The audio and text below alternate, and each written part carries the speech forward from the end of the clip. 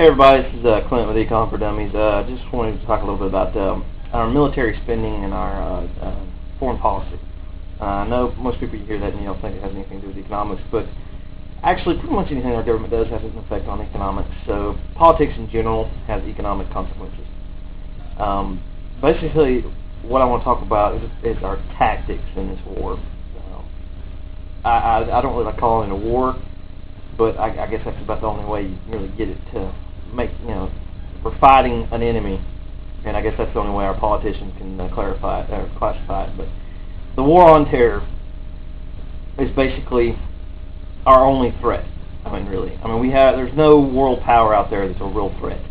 I know we're having a pissing match with Russia right now, but really it's our own dang fault. We need to leave them dang alone. They're not causing us any problems whatsoever. Why are we antagonizing them? Makes no sense. It's like they're trying to get us in World War III. But basically, if our only threat is war on terror, which is basically what every politician pretty much, that's all they talk about, is the war on terror, terrorism. Why are we fighting the war against Soviet Union and Nazi Germany? That's exactly what we're gearing ourselves up to. We're trying to fight it with massive amounts of manpower, throwing men at it, throwing men and women at it, just massive amounts of troops, lots of bombs, jets. We've got all these aircraft carriers and all this huge navy. When the enemy we're fighting has no air force, has no navy, and has no intention of getting either. Their entire technique, it is a tactic. It's a guerrilla warfare tactic. It's all the war of terror is on their side. Why are we trying to fight that with tactics we designed for the Soviet Union? Makes no sense.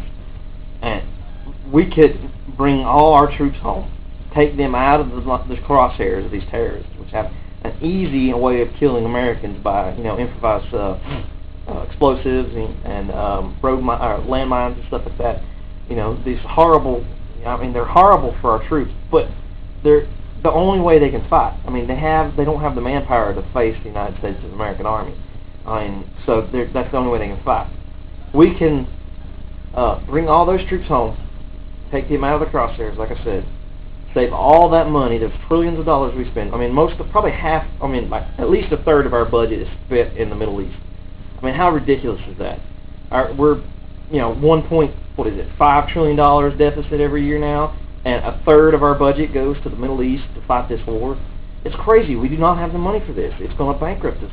And that's exactly what Osama bin Laden was doing when he attacked on 9/11. He was not trying to break our backs. 3,000 losses of life is horrible, but it's not going to hurt the United States as far as their military. We have hundreds of thousands of men spread out across the entire world. It's not going to affect the Army whatsoever. What they were trying to do, and this is what he actually said, they were trying to draw the United States into the Middle East to bog us down into a guerrilla warfare type war that would never end, and we continuously bleed money into it, bleed money, lives, and just everything, our entire country into this, and it's bankrupt us, and that's exactly what it's done. That's what we're letting Osama bin Laden win. Even though he's dead, he's still winning. He's basically bankrupt us single-handedly, and we have to start fighting this war different. So bring home those troops, save all that money, shore up our budget, start paying down the debt. When you cut that much money, just like it happened in World War II, this happened right after World War II. Everybody said, "Oh, if we cut all this money, we'll have another depression," because even though they were still in a depression, we'd have our depression would get even worse because these millions of men coming back from World War II, they're not going to have any jobs, so they're going to add to the unemployment numbers, which are already in the double digits. Well, guess what happened? They brought them back. They cut their budget, the federal government entire budget, by 2/3. And guess what happened? We had the greatest single increase in growth in United States history up to that point. That's exactly what we need to do. We bring home all those troops, cut our budget by whatever it is they're spending. We bring home, we leave that defense budget. I think we could cut it a little bit, but I think what we need to do is start finding out the offensive spending. So what we do is we have all the offensive spending getting cut. We have we can still build things like jets and aircraft carriers and stuff like that. But we don't need nearly as many as we have. We don't have an enemy we fight. I mean, we build up armed forces throughout history, when wars start. So we don't have to continually build these things. We can just keep prototypes coming through, and advance the technology, advance the designs, but you don't have to keep a huge fleet of these things going at all times.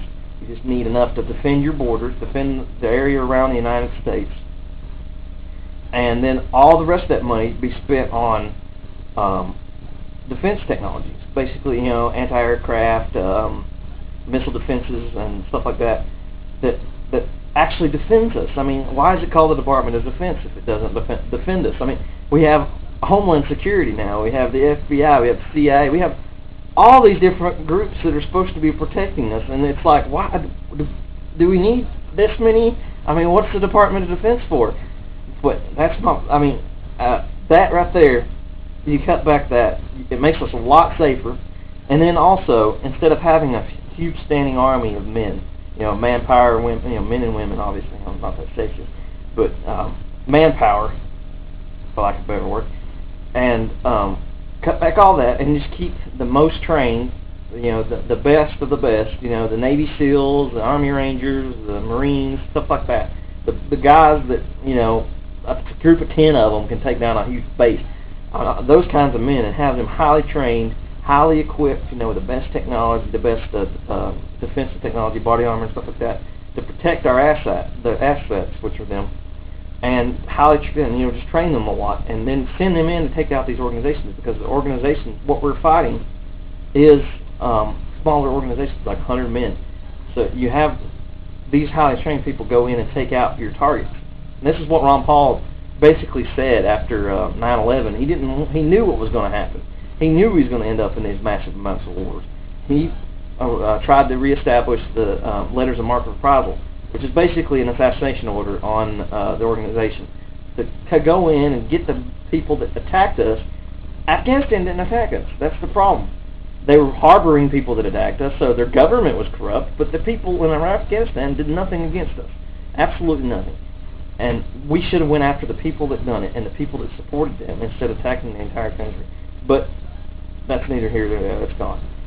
But basically what we need to do, and like I said, you have those men, and then when you find out about a terrorist organization where they're camped out, and yes, you attack them and you take them out. But I was watching the debates the other night, and Newt Gingrich, Paul was talking about how we caught, I forgot who it was, one of the terrorists, we caught him, and Newt Gingrich, came back, well, yeah, we caught him, but we're trying to keep these people that are, we don't want to catch them after they do the attack. But the thing is, all the things that happen in this country, a terrorist, being killed by a terrorist is like 1 in 9 million, are the odds. They did a research on it the other day. It's like 1 in 9 million is your chance of dying by a terrorist act. You have a 1 in 100 chance of dying in a car wreck, going out and getting in your car. But we don't make cars illegal. I mean, it's like freedom has to be defended. Sometimes, stuff like that's going to happen, and when it does, you go after the SOBs that done it. You don't take it out on American people and take their freedoms. It makes no sense. And not to mention, if you look back at, like I said, like everything I said, everything ties back into economics. If you look back and look at the countries that are the most safe, they have the best healthcare technology, the most consistent growth, everything, most prosperous. I mean, most everything, everything. They are the freest countries, and they're usually the ones. They're always the ones that win, almost always in recent memory. I mean, there might be some back in history, but in last century, you got to think of World War I, World War II. Every country you can think of, it's usually the freest country that, if it's defending itself, if it's the opposite of war, sometimes they lose. But they usually win, and that should tell you something, that free people fight for their freedoms. So I think the entire foreign policy, the entire militarism, all defense spending needs to be rethunked and redone. I mean, obviously we're spending way too much money. I mean, that's just plain as day. And you cannot cut you can't cut enough out of everything else to balance our budget unless you go after some military. So we really need to rethink our tactics. And my idea and Ron Paul's idea would be the best way to go about doing that. So I hope you like this. And this has been Clint with Econ for Dummies.